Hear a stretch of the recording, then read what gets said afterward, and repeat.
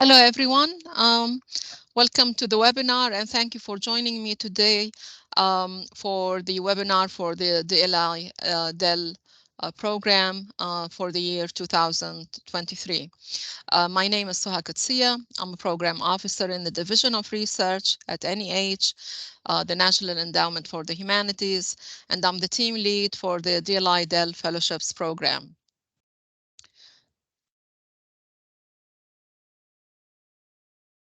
On this slide, you will see my email, and also you can book appointments with me. Click on the link and book an appointment with me to discuss your project.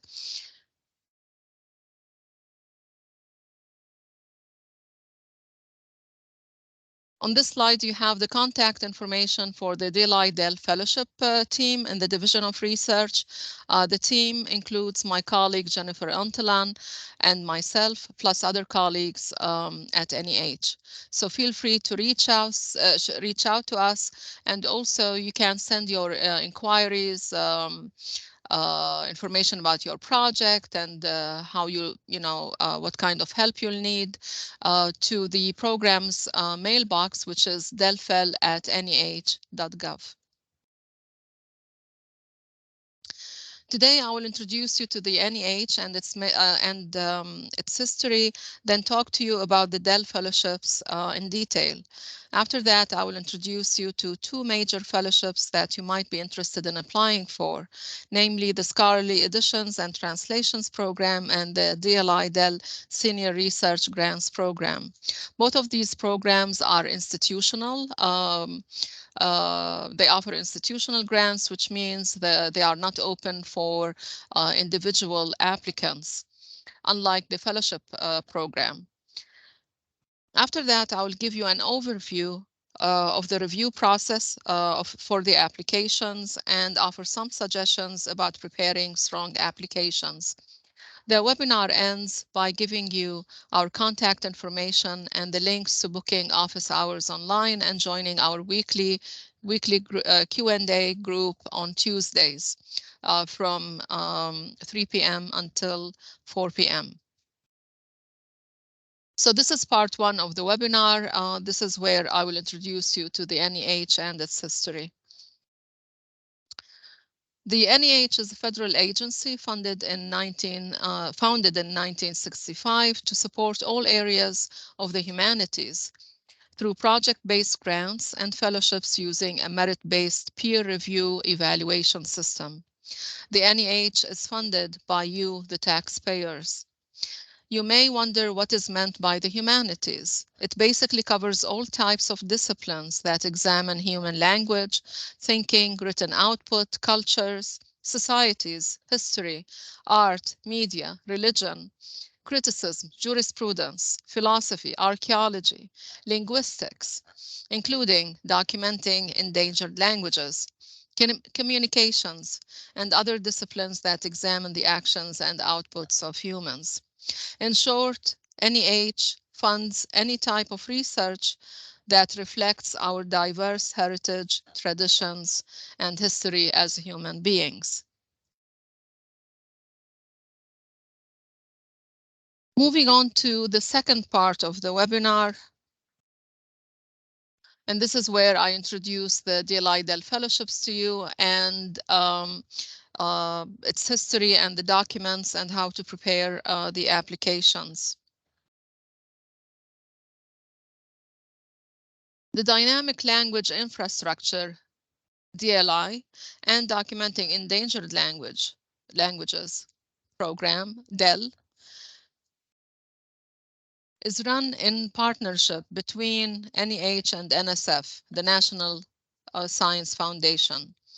This long-standing partnership started in the year 2005, and it grew out of the two agencies' shared concern for the looming extinction of thousands of languages across the globe, and in particular, threatened indigenous languages in the United States.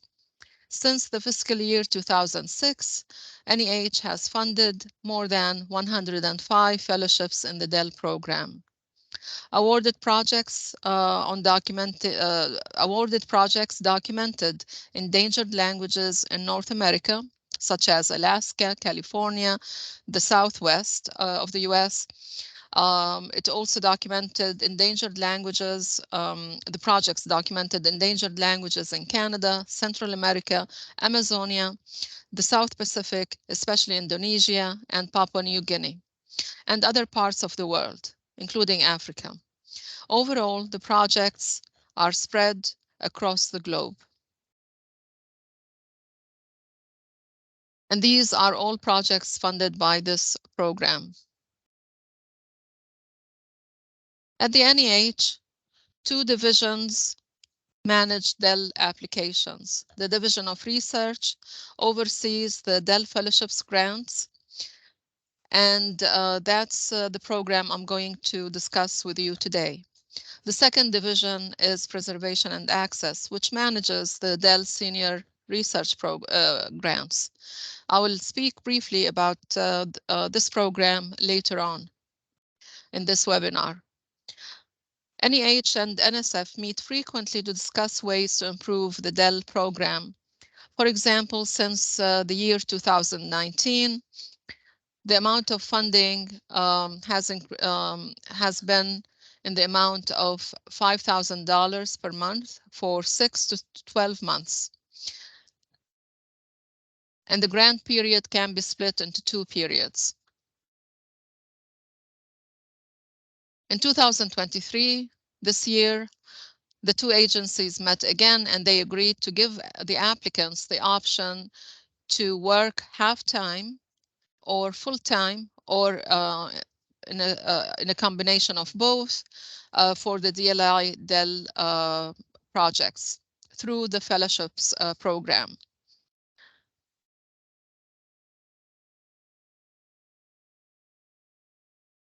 So one interesting question is, how can you assess whether the language you're interested in is endangered or not? First of all, the basic yardstick is to look at how many people speak that language, whether it is taught in schools, and whether there are enough materials such as dictionaries, textbooks, and grammar books to teach it. So, for example, Sanskrit cannot be considered an endangered language because it's spoken by more than 1 million number of people, actually millions of people. And at the same time, Amharic, for example, spoken in Ethiopia, there are enough textbooks on this language. And the language has been documented not just recently, but throughout the centuries, because it's an old language, similar to Sanskrit, which is spoken in India, parts of India. So in this case, then, since those languages are spoken by a large number of people, they cannot be considered endangered. And this is why funding for research projects concerning those, widely spread and taught languages cannot, would not be eligible for funding. They will not be competitively eligible for funding in this program. Here are some suggested online resources that can help you assess whether the language you're researching is actually can be considered endangered. The first resource is from the UNESCO, and the second link is prepared by the Linguistics Society of America. The third link references to a co-authored article by Ken Hale, Michael Krauss, and others on the topic of endangered languages. And the article is available through JSTOR.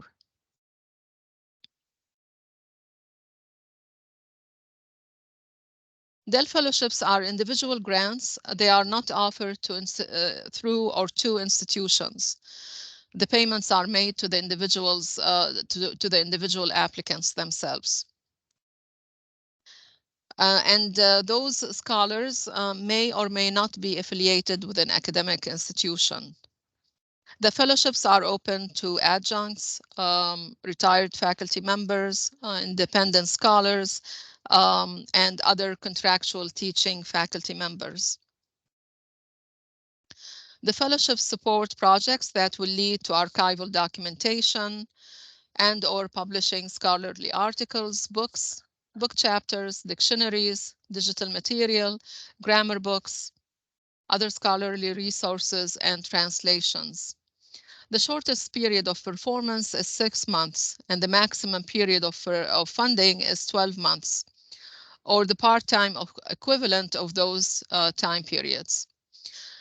The amount of funding is $5,000 per month, and this is why, since this amount is fixed, a budget is not required or needed as part of the documents that you'll need to submit. The deadline to apply is September 13 for awards that begin in May 2025.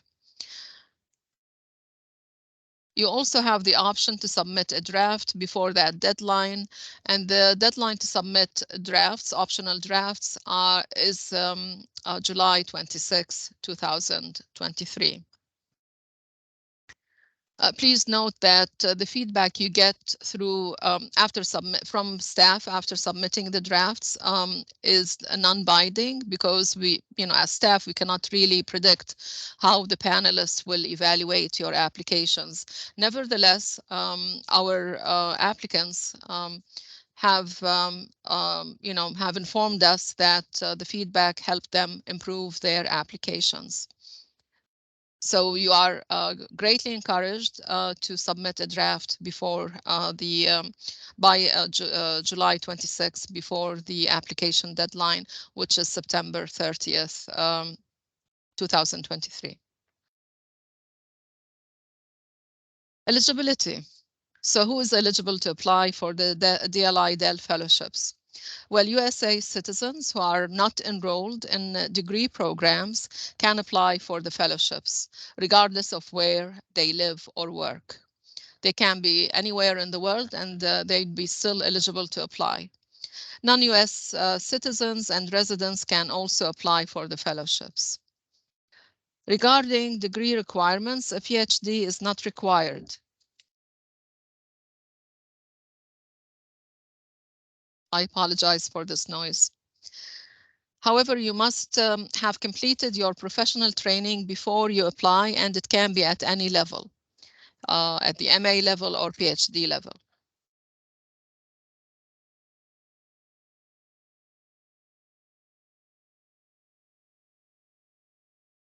Generally speaking, NEH does not fund students' dissertations, and students are not eligible to apply, even if they are American citizens or residents, or legal residents. There is one exception, though. If a student has completed all degree requirements and the only thing that prevents them from graduating is the conferral of their degree, then they can apply. But they must submit a letter from the dean of their institution or the chair of their department that attests to those facts. If the letter is missing, the application will be considered non-responsive and it will not be reviewed. Revisions of dissertations by those who have finished their degrees and graduated, be it from an MA institution or with a PhD degree, they can apply, provided that they are, the emphasis is on revising the dissertation. And they need to detail how they plan to do that in the application.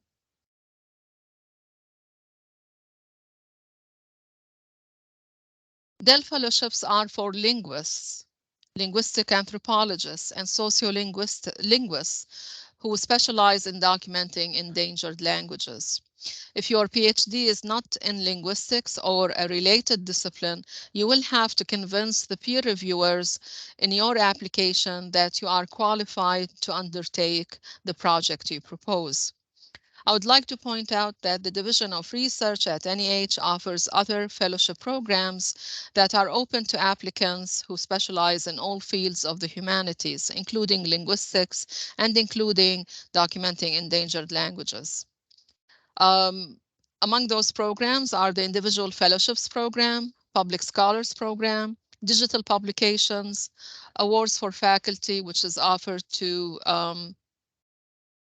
historically Black historically Black colleges and universities, to Hispanic speaking institutions, and to tribal colleges and universities. There is also the Summer Stipends Program. Click on the hyperlinks you see on this slide to learn about each of those programs. As I mentioned, specialists in documenting endangered languages can also apply to those fellowships, but the funding ratio for those programs is low compared with the funding ratio for the DLI-DEL Fellowships. The funding ratio for those programs averages between 7% to 12%, whereas the funding ratio for the DEL Fellowships is about 33%. So you have a good chance of being funded, a higher chance of being funded through the DEL Fellowships versus applying to other programs or other fellowships by NEH. Another difference is the panelists who review applications submitted to the other programs. Those panelists tend to be generalists who specialize in rhetoric, media, communications, and similar fields. Whereas the peer reviewers for the DLI-DEL panels are all linguists who specialize in documenting endangered languages. That they'll be able to follow through your project and understand it much faster than the generalists.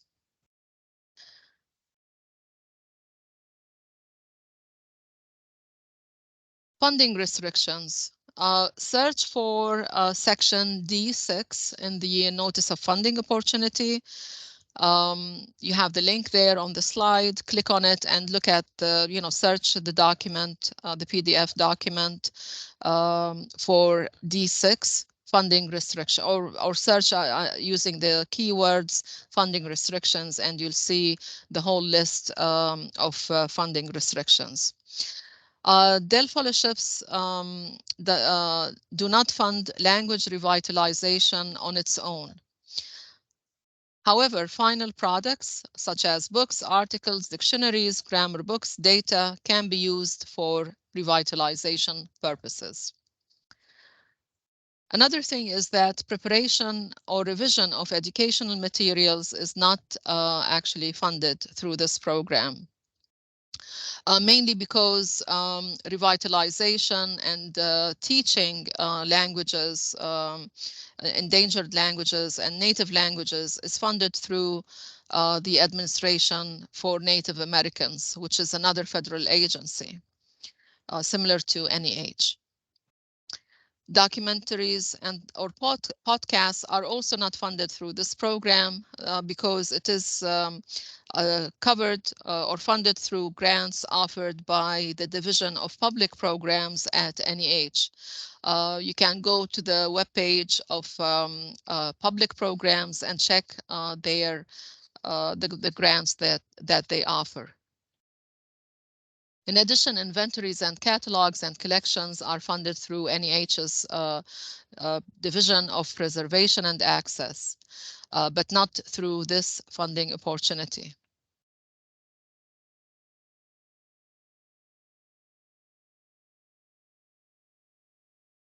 What happens if you are interested in applying for NSF grant, for an NSF grant and for NEH DLI-DEL fellowships at the same time? If you're applying for full-time, you may not serve as the project director or key personnel on a project supported by an NEH institutional award or collaborative award. You may not serve as NSF, DLI-DEL senior project on a, sorry, you may not serve on DNS, you may not serve on NSF DEL senior research grant or NSF DEL during the period of performance of an individual award that you hold full-time, simultaneously. If you're applying part-time, if you plan to work part-time on your DEL Fellowship and you also work on a project supported by an NEH or another organization's institutional award, including NSF, as either a project director or participant, your activities must not exceed your regular full-time load across all projects and activities. So you may work part-time on the DEL fellowship, and you may work part-time on another grant. But your workload should not exceed full-time load. In addition, the activities must not overlap. So what the kinds of tasks and project you propose for the NEH fellowship must be different than the project that you're proposing with your group for the other grant. You can check number 3, eligibility information, in the NOFO, the Notice of Funding Opportunity, and in the FAQ, Frequently Asked Questions document posted online. I'll show you those documents in a minute, just bear with me. For collaborative applicants, let's say you're still interested in applying for this fellowship, but as a group, bear in mind that this program is designed for individual scholars, and awards may not be shared or divided. However, if you are seeking funding for more than one scholar in a collaborative project, each individual, so each member of the team must submit a separate application specifying their individual contribution, and peer reviewers will evaluate each application on its own merits. The applications will not be evaluated together, but each one will be evaluated separately as an individual application. The applicants must also independently meet the eligibility requirements for the fellowships. They must also explain clearly how the work will be divided amongst themselves and the extent to which each collaborator's contribution depends on the participation and the work of the other members of the team. You are eligible to apply if you are working as part of a collaborative team, but seeking funding only for yourself. So you are eligible to apply for the fellowship if you are the only person amongst the group who's interested in applying for the fellowship. Please note that collaborating scholars affiliated with an eligible institution should consider applying for the senior research grant through the DLI-DEL program offered by NSF in collaboration with NEH's Division of Preservation and Access. So we're moving on to part 3 of the webinar, and this part deals with the application, the required documents, and the optional documents, and any guidelines about preparing the application and its format. So this is a snapshot actually of the landing page of the DEL Fellowship. And if you look at the right-hand side, you'll see actually the grant snapshot where you have a basic information about the grant, the kind of products, output products that we expect, and the period of funding, and so on. In the red square, you'll see important deadlines. The NEH handles the intake and review process for DEL fellowships. This means you must apply through the grants.gov portal and not Fastlane or research.gov, as you might do for other NSF applications and grants. Remember, you need to submit your application through grants.gov, and I highly recommend that you check the document, which will be shown in the next slide, where it gives you information about how to apply and how to prepare the forms, enter the information. I shouldn't say the forms, but how to enter your information on grants.gov, and how to upload and submit your the documents and the application. The application elements are different, but different from what you're used to, what is used in the NSF, but most of the content is the same. Likewise, the review criteria are formulated somewhat differently, but overall they are very similar. I will elaborate on those points in the next slides. So this is the landing page on the left hand side of the landing page. The most important part here is step 1, where you can download the notice of funding opportunity for fellowships, or we call it NOFO for short. The NOFO is what NSF calls solicitation. That is to say, the detailed information and instructions about how to apply for this fellowship.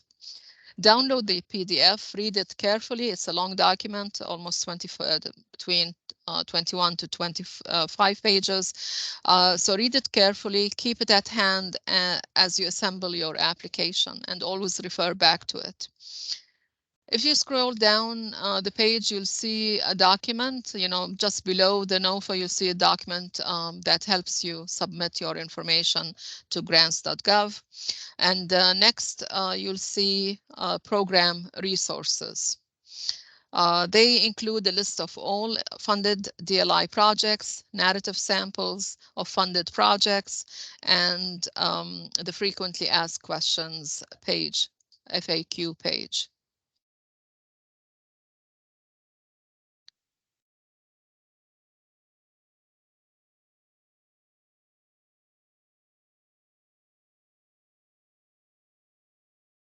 The application is made up of 5 required attachments. The narrative is the most important. This is where you describe your project and make the case for funding it. Sorry. The narrative must be succinct and well organized. Keep in mind that it is just 3 pages long. I'm going to talk about the narrative in more detail a little bit later on.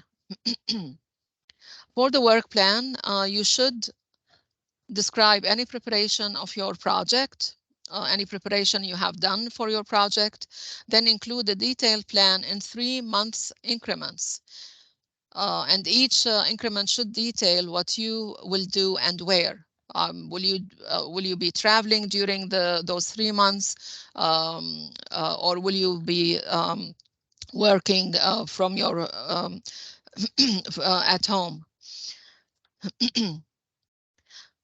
The shortest period of funding, of performance is 6 months, and the maximum period of funding is 12 months, or the equivalent and half time.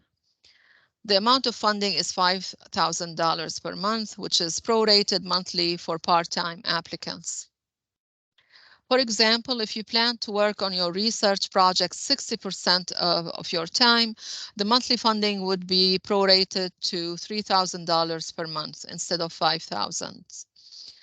If you're planning to work 50% of your time, then you'll receive $2,500 per month. Please note that you cannot go below 50% part-time. You cannot, for example, request 40% of funding, funding for 40% of your time. The minimum part-time that is allowable is 50% of your time.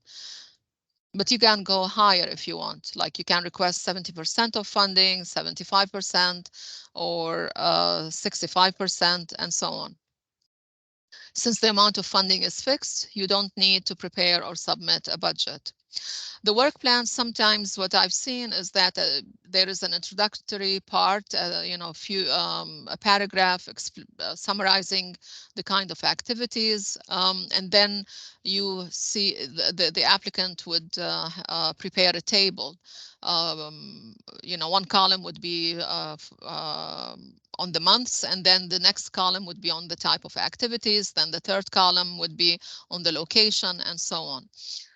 You might be interested in doing that, or simply organizing the page just by the months,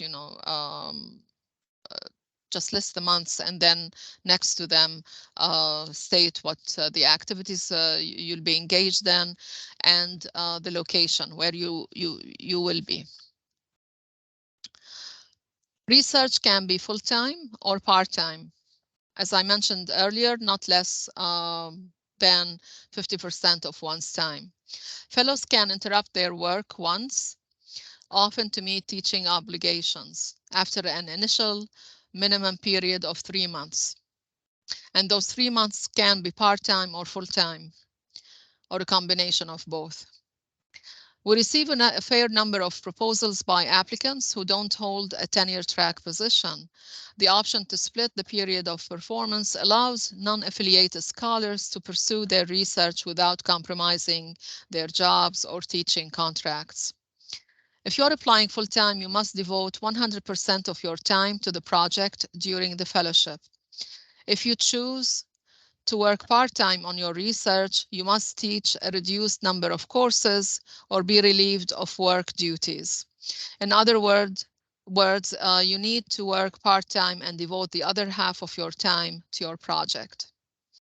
You can also propose a combination of both part-time and full-time, or full-time, part-time. Now, the next document is the bibliography. This is limited to a single page, so remember to include the most pertinent works related to your project. The suggested length of the resume is 2 pages. Make sure your CV lists current and past positions, your degree, the degrees, educational degrees with dates and titles of dissertations, any awards, honors, and grants, especially those that are relevant to your project, as well as publications with full citations. Make sure you list publications and activities that are relevant to your proposed work. A PhD, again, is not required, but you need to have the skills, experience, and training that will qualify you to carry on with the project and to bring it to fruition. The suggested length of writing samples is 1 to 2 pages. Make sure you provide examples that illustrate the methods and results of your linguistic research. On the right column, you'll see a list of supplementary or conditional attachments. The first document is the reference letter submitted by a scholar who is familiar with the languages of your projects, languages of your project. And the letter should provide an assessment of the writing sample that you are submitting with your application. Make sure to inform your reference that they are expected to address the quality of the writing samples in their letter. Otherwise,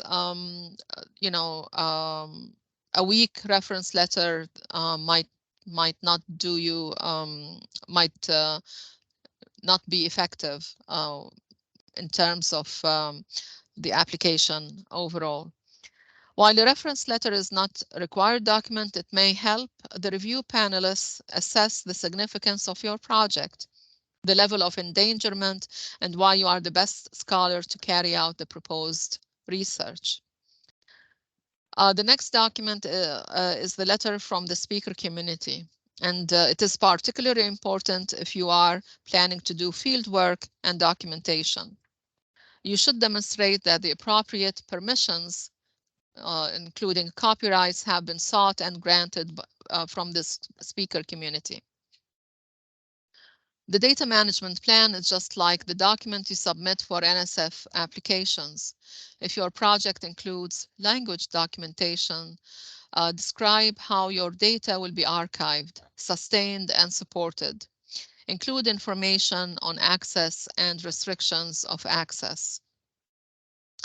Also include a letter of support from the archive where your materials will be deposited.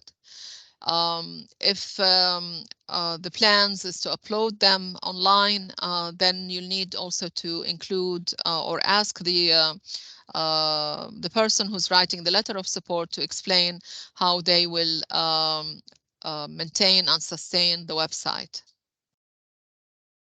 If you have fulfilled all the requirements for your degree, but the degree has not been conferred yet, you'll need to include a letter from your dean or department chair that confirms your status. Finally, if you are delinquent in the repayment of any federal debt, you must provide explanatory information. Most commonly, these debts include federal student loans, delinquent taxes, delinquent child support payments, or delinquent payroll taxes for employees.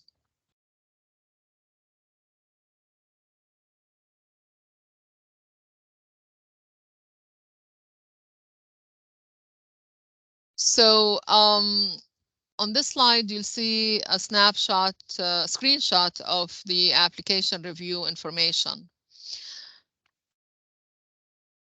which you will need to actually address or mention in your application narrative.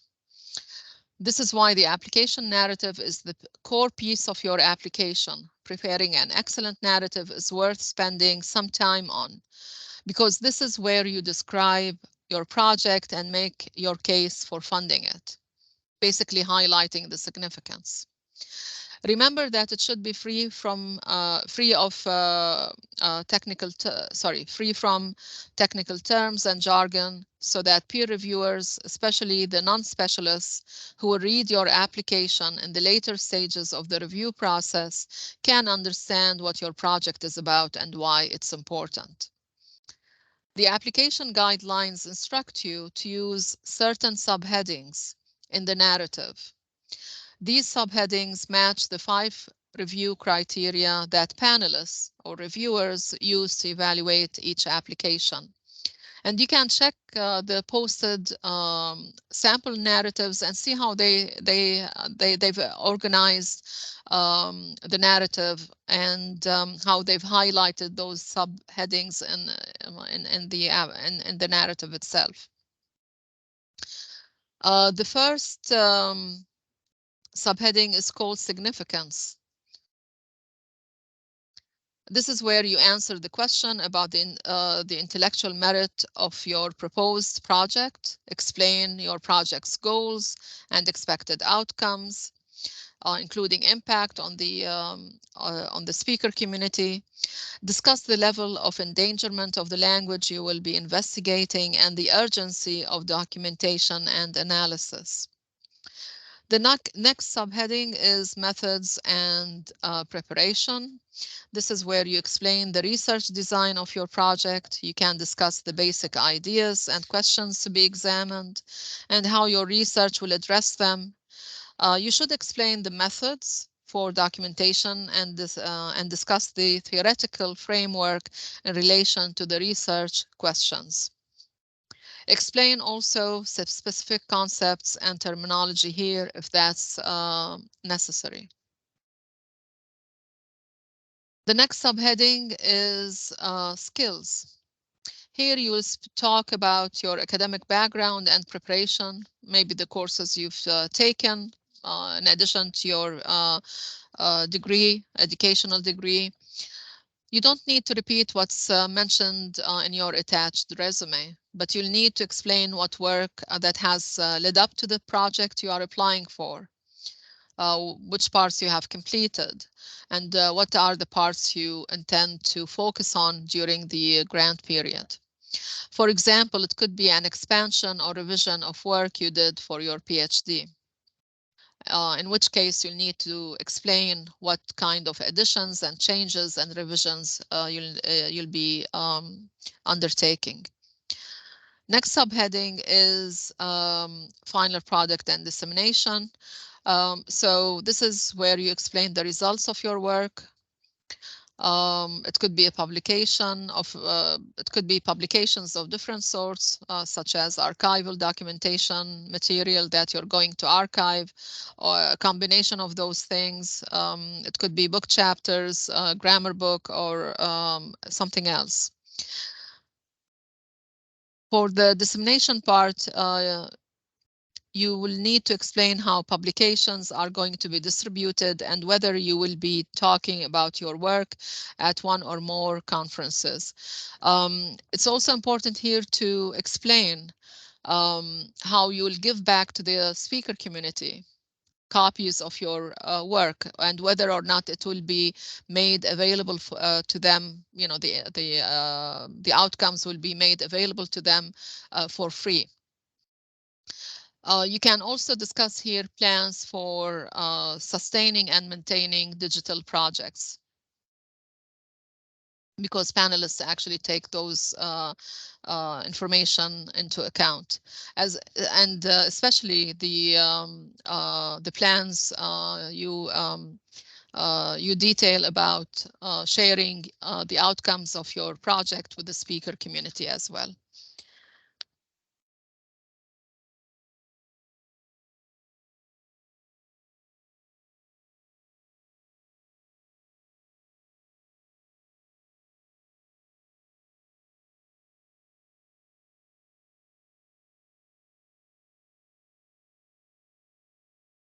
So here,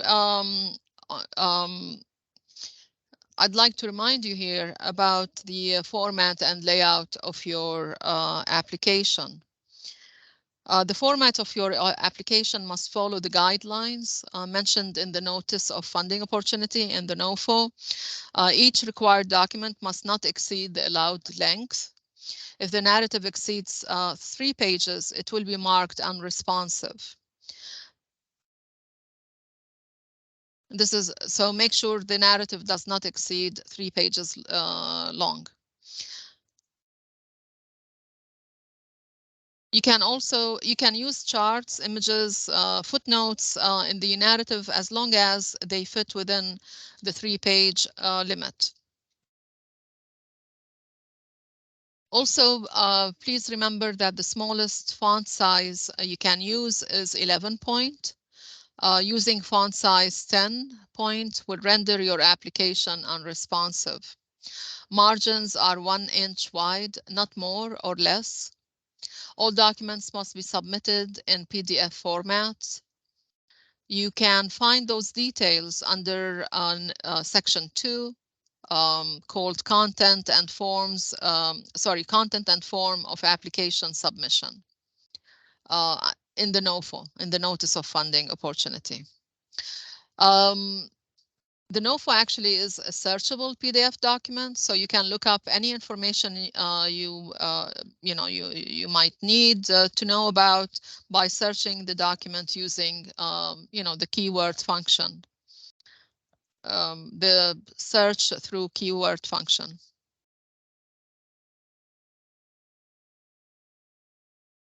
Remember again that a PhD degree is not required, that adjuncts, retirees, unaffiliated scholars, and tribal linguists are welcome to apply. Remember to apply early and don't wait until the last minute. And remember the important deadlines. So the deadline to submit an optional draft is July 26th. of this year, and the deadline to apply is September 13 of this year.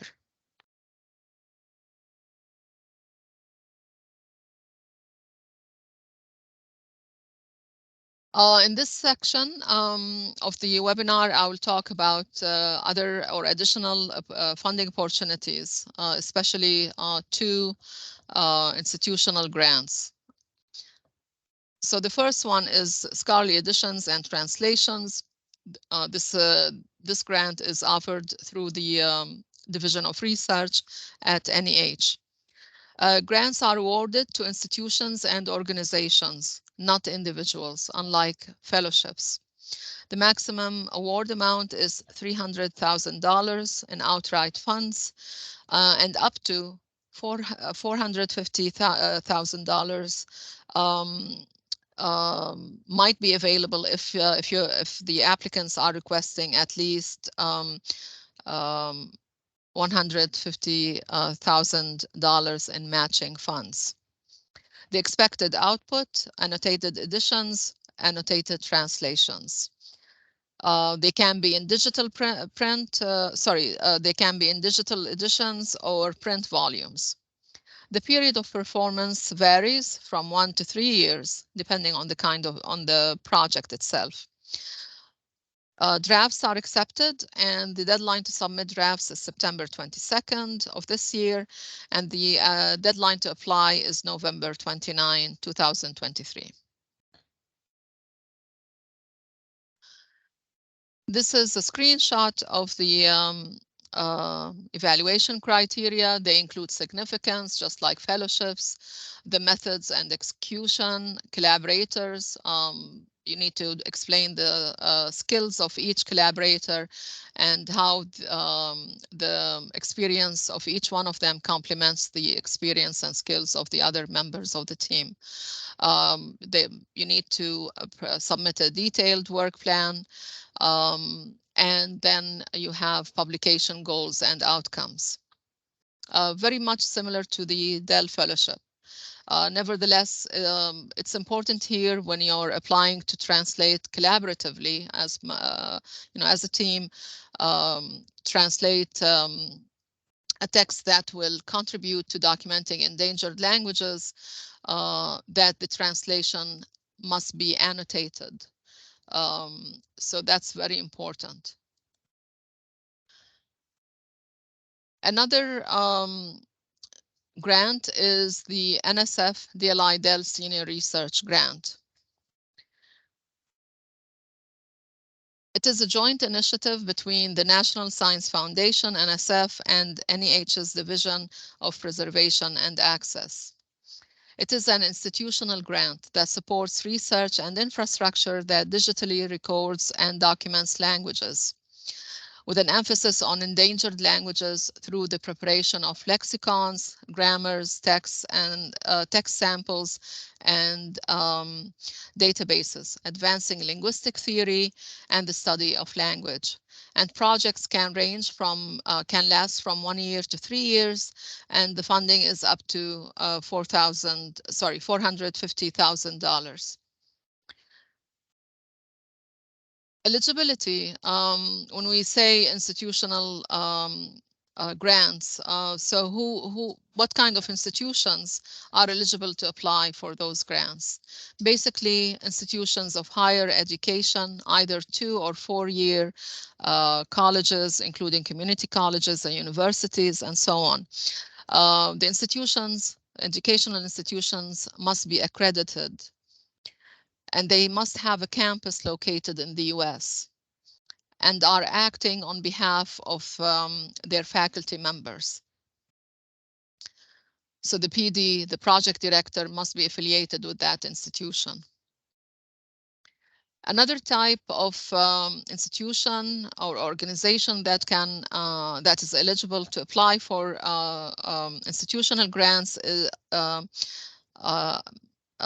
a nonprofit and non-academic organization, such as independent museums, observatories, research labs, professional societies, and similar organizations in the US associated with educational or research activities. The third type are tribal organizations. All those organizations are designated as nonprofit. Proposals for the NSF DLI-DEL Senior Research Grants must be submitted, are submitted to NSF for peer review. And there are two annual deadlines. The first one is September 15, 2023, and the second is February 15, 2024, next year. In the past, the submissions were done through Fastlane. However, this is being decommissioned in favor of research.gov. So you'll need to submit your application through research.gov, or you can submit them through grants.gov, and they will be forwarded to NSF. NSF reviews your 15-page proposal with a minimum of 3 reviewers or panelists.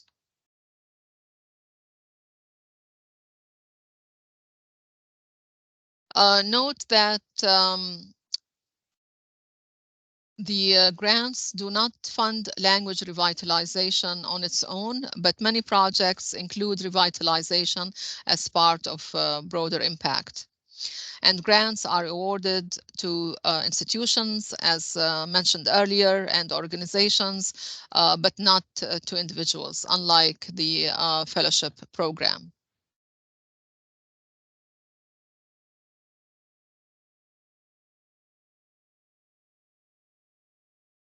So we've reached, we're almost there. This is the last part of the webinar, and this is where I talk about the review process, tips and suggestions, give you tips and suggestions about preparing strong applications and how to reach us or contact us. So the review process is quite long, actually, for DLI-DEL fellowships. It lasts about almost 7 months. After the submission deadline on September 30th, the peer review panel will be convened by NEH and will meet late in the year. The panelists for the applications are linguists who specialize in documenting endangered languages. Based on the panel's recommendations, NEH staff prepares, recommendations, finalize the recommendations in early 2024, and these are forwarded to the National Council on the Humanities after consulting with the chair's office at NEH. The National Council on the Humanities is the advisory board that meets 3 times a year. It reviews the staff's recommendation in March, and the chair of the endowment makes the final funding decisions shortly thereafter. Notifications to applicants are sent out in April 2024, and the start date for the fellowships can be as early as May 2024. The take-home lesson here is that many different people read your application. Most of those people have PhDs in the humanities, but many of them will be outside your field. So it's essential that your application actually communicates to those people. This is why applicants are advised to avoid using jargon in their application.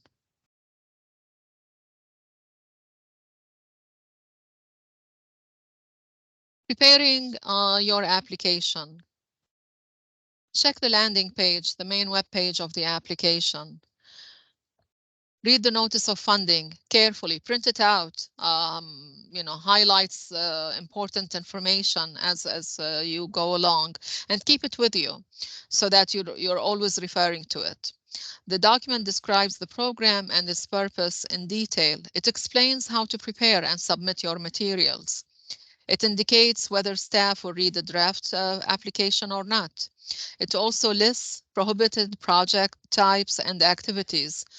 Check section D6.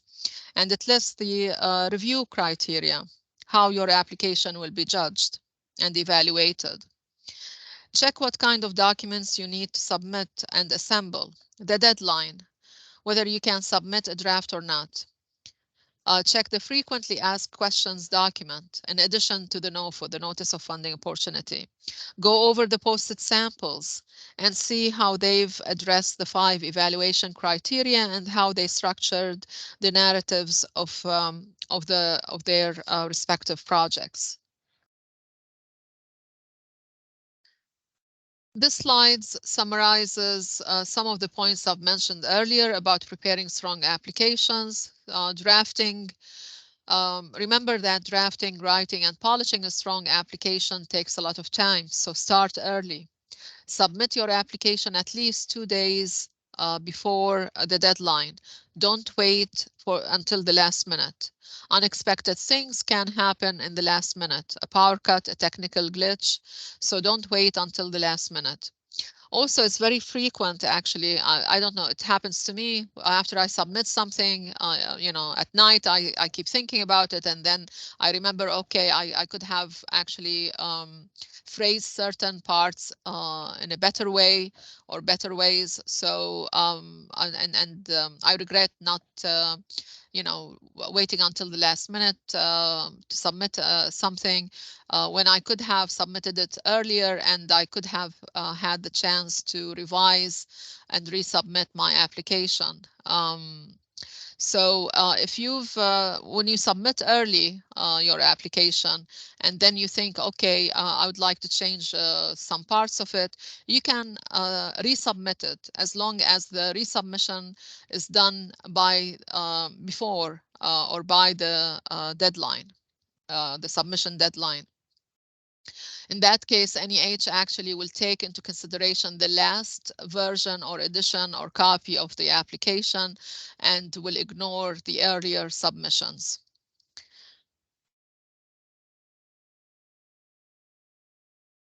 Start looking at the 5 review criteria and build your application around them. Demonstrate your project's significance. Provide context, be it scholarly, disciplinary, culturally, and explain how the community will be impacted. Develop a clear and realistic work plan, avoid jargon again, and seek advice from NEH or from research. Submit a draft, that's very important, to be reviewed by our staff. Although the feedback is non-binding, applicants usually benefit from the feedback they receive, and it helps them improve the application, at least the writing of the application.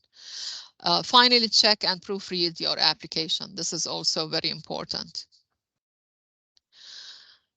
Remember again the deadlines for the DEL Fellowship. So optional drafts are due July 26, and the deadline to apply is September 13, 2023. What happens after the announcements are made? If your application is unsuccessful, don't be disheartened. The more times you apply, the better chances you have at getting an award because your application improves with each submission. Here are my suggestions on how to do that. First, you need to ask for your comments, the panelists' comments. Whether you get a grant or not, you'll have the opportunity to request comments from the panelists, and we supply them to you essentially verbatim. Don't neglect to ask for your comments. This is really one of the great services at NEH. We give out, not only do we give out money, but we also give out comments, and often these can reshape projects in very significant ways and even reshape entire careers. Many panelists are extremely conscientious about writing good, thorough, constructive comments. Second, reapply. If you're rejected, try again. Panelists won't know that you are reapplying. We change the panelists every year. So unless you mention this in your application, they will not. There's no way for them to know about that. And 3, finally, contact a program officer to discuss your ideas or even share a draft with them. Finally, revise and resubmit your application. You can always reapply. There is no penalty or a waiting period. You can apply as many times as you want, and every year if you wish. So there is no harm in doing that. To summarize, you can't receive any H funding if you don't apply. I mean, this is a basic fact. So please apply. If you expect to be funded, apply. Then you stand a chance. Stay in touch with NEH for announcements, and consider volunteering as a panelist, as a peer reviewer. You have the link here. You can click on it and submit your information. It's also helpful to actually read applications for your institution in your field, or just general applications. Or applications prepared by your colleagues. Read the applications, the samples posted online, and think about them. Put on your reviewer hat on and evaluate them if you want, and try to figure out or understand why the panelists actually recommended those applications for funding. And always ask NEH staff members if you have any questions. Get in touch with them and they'll be happy to help you. So the last part is actually, if you have any questions, contact us. The DEL team is happy to take your questions and help you with your application. So please feel free to do that. Please use the hyperlink on this slide to book your appointment and discuss your project with a staff member. Also, you can join us for a virtual group Q&A meetings scheduled every Tuesday at 3 p.m. from 3 p.m. until 4 p.m. Eastern Time. Just register and join us during those hours. You can join us late or early. Well, late. It doesn't have to be exactly at 3 p.m. And feel free to ask your question or listen to the questions of others. Thank you again for joining me in this webinar, and please feel free to contact us whenever you have any questions. You have our emails here as well, my email and my colleagues Jennifer's email. Also, you have the email for the NSF senior research for the program officers and the program directors at NSF and at NEH for the senior research grant. You can contact Jacqueline or you can contact Jorge at NSF, the program director, or the senior program officer at NEH, and that would be Jacqueline Clements. Finally, thank you so much for listening to me. It's a long webinar, but I hope you benefited from it. Feel free again to contact me, and thank you again, and good luck with your application and with your research and work. Wish you a wonderful, happy summer.